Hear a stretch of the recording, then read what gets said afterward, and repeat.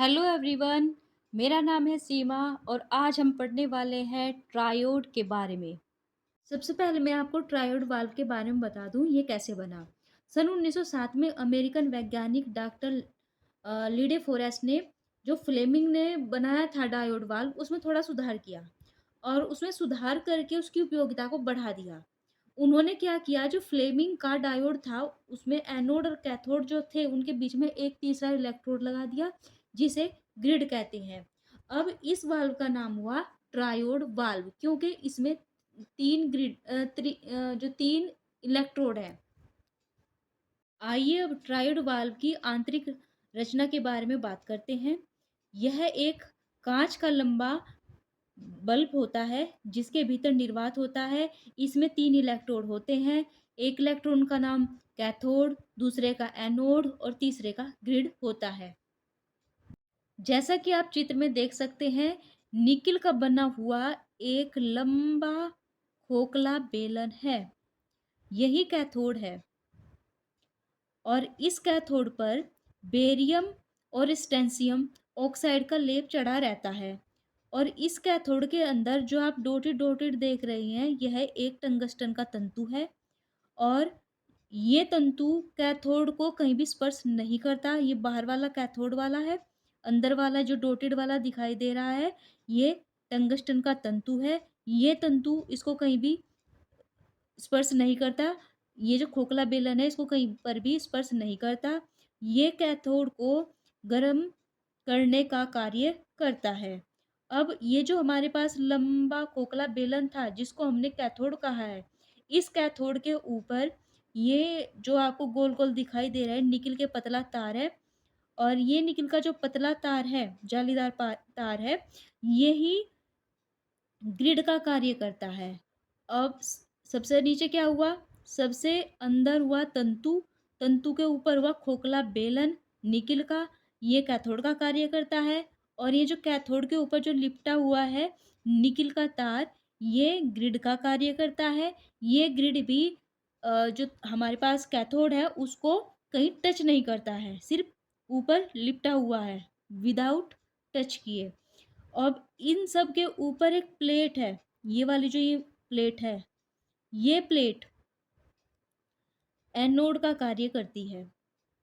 और cathode, anode, tungsten का जो तंतु है और प्लेट, ये सब तार के द्वारा नीचे आधार में लगे जो पिन है, इन पिन से संबंधित होते हैं। डायोड वाल्व का प्रतीक चित्र में दिखाया गया है।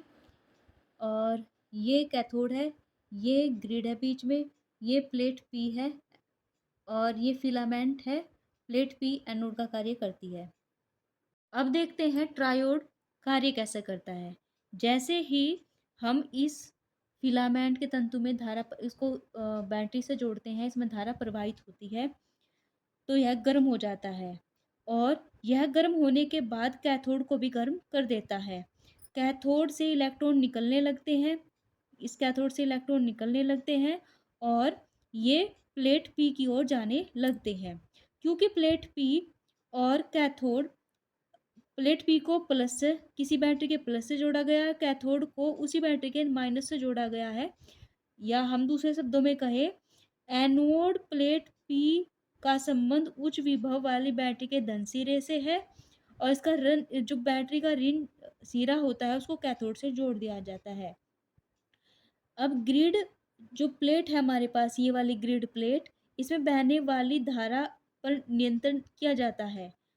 अगर हम ग्रिड, ये वाला जो ग्रिड है, अब इसमें हम दूसरी बैटरी जोड़ दें तो ग्रिड को कैथोड, इस कैथोड के सापेक्ष अगर जो ये वाला पॉजिटिव कर दिया, ये तो निगेटिव था, ये वाला ग्रिड पॉजिटिव कर दिया जाता है या उच्च जो है धन विभव दिया जाता है, तो यहाँ से जो निकलने वाले इलेक्ट्रॉन है वो उनको प्लेट पर पहुंचाने में सहायता करेगा। क्योंकि ये प्लस, ये भी प्लस, और ये इसको खींच लेंगे, इलेक्ट्रॉन को खींच लेंगे।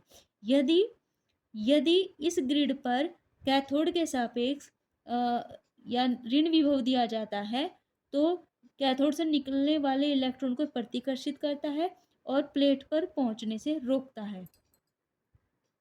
इस तरीके से ये जो ग्रिड है, ये परिपथ में बहने वाली धारा पर नियंत्रित रखता है। जब ग्रिड को कैथोड के सापेक्ष धन विभव दिया जाता है तो इलेक्ट्रॉनों को इस प्लेट पर पहुंचने में सहायता करता है। यदि ग्रिड को कैथोड के सापेक्ष ऋण विभव दिया जाता है तो यहाँ से निकलने वाले इलेक्ट्रॉनों को रोकता है और प्लेट पर पहुंचने में से रोकता है और यहाँ पर धारा कम हो जाती है। इस प्रकार इस ग्रिड को हम कंट्रोलिंग इलेक्ट्रोड भी कहते हैं।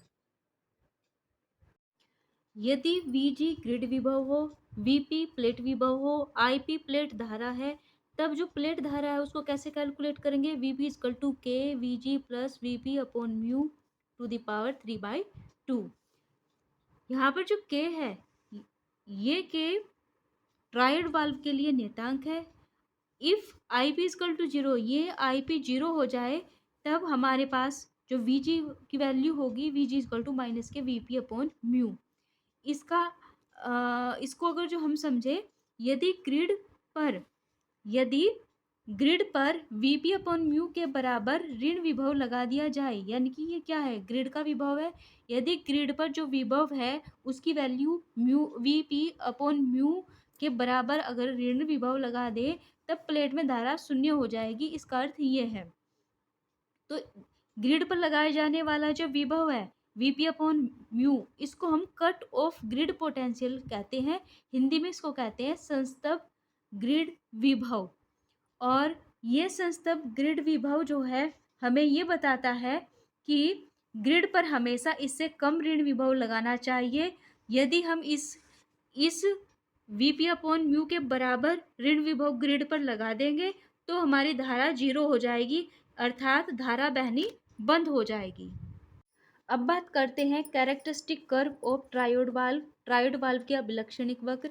ट्रायोड वाल्व में जो धारा Ip प्लेट में बहती है उसका मान हम दो तरीके से बदल सकते हैं। वो कौन से? ग्रिड विभव तथा प्लेट विभव दोनों के बदलने से बदला जा सकता है। इस प्रकार ट्रायोड वाल्व के दो प्रकार के अभिलक्षणिक वक्र होते हैं। पहला अभिलक्षणिक वक्र है एनोड कैरेक्टरिस्टिक कर्व। ग्रिड विभव, जो हम ग्रिड पर विभव लगाते थे Vg, उसको हमने फिक्स कर दिया, एक निश्चित वैल्यू पर रख दिया।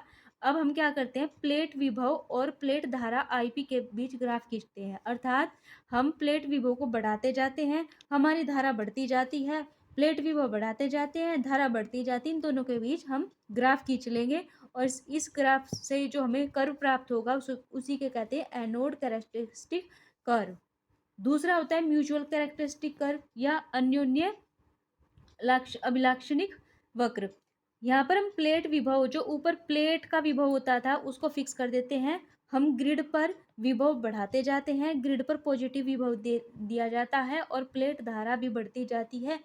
ग्रिड विभव बढ़ाते गए, प्लेट धारा बढ़ती गई। इस प्रकार जो हमें ग्राफ प्राप्त होगा उस ग्राफ को कहेंगे म्यूचुअल कैरेक्टरिस्टिक कर्व।